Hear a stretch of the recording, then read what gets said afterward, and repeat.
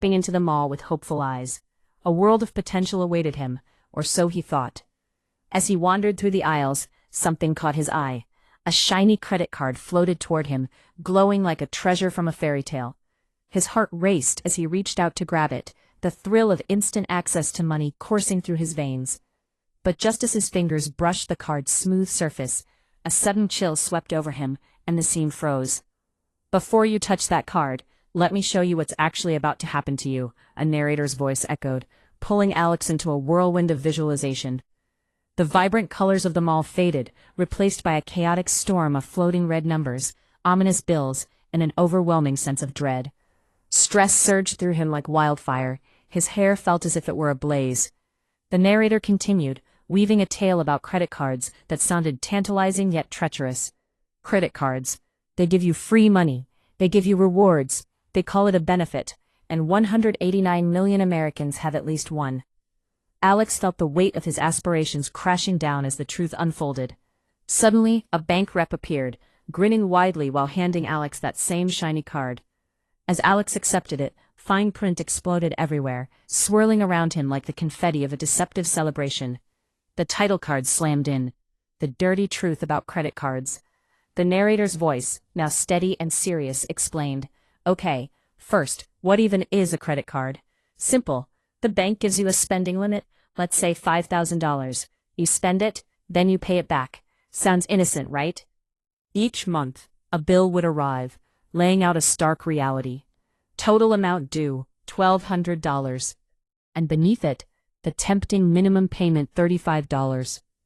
Alex could almost feel the relief of that low number, but it was a trap, designed to lull him into complacency. The narrative revealed the sinister mathematics of debt, where the remaining balance grew, multiplying like a voracious beast. As the numbers danced around him, they transformed into a mountain of debt towering over him, casting a shadow of despair. "The average credit card APR in America is 21%, the narrator declared, the words sinking into him like stones. The reality was stark. If he only paid the minimum, he wouldn't just owe money, he would pay nearly double what he borrowed. His money, once a hopeful investment in his future, now floated away, disappearing into the lavish lifestyle of the bank rep's mansion. "This is the minimum payment trap," the narrator warned. "The banks aren't evil, they're just very, very good at math. And they're betting you're not." The weight of ignorance pressed heavily on Alex's shoulders, and he felt a surge of desperation. Then came the bright lights of rewards. "But wait, what about the rewards, the cashback, the miles? Those are real, right?" The narrator offered a glimpse of hope, but it was quickly overshadowed by reality. Studies revealed that people spent more when using credit cards, losing sight of their finances. Alex watched as he paid with cash, each bill tugging at his heart, while swiping his card brought a fleeting sense of joy, only to lead him deeper into financial quicksand.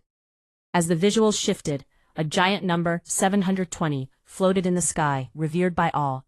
"You need a credit card to build credit," the narrator affirmed, breaking down the components of the credit score that dictated the course of Alex's financial life.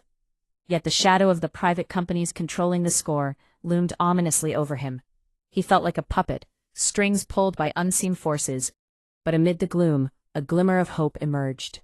The narrator introduced Smart Alex, who stood confidently, ready to reveal the rules of using credit wisely. Never carry a balance.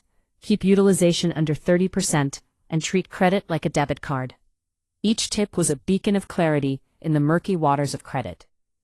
The story split into two paths, one where Alex succumbed to the trap, and another where he embraced knowledge.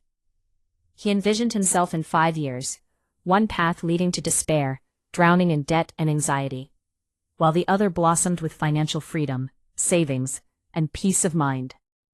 The stark contrast painted a picture of a future only he could shape. The scene shifted back to Alex, who faced the camera with a newfound determination.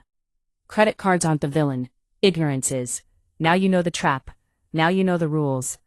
One decision this week: check your credit card statement. Find your APR. See what you're actually paying. Knowledge is the first move.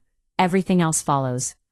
As the screen faded, the narrator invited viewers to join him in the next exploration, promising to unveil the truth about student loans that would stir anger and awaken awareness.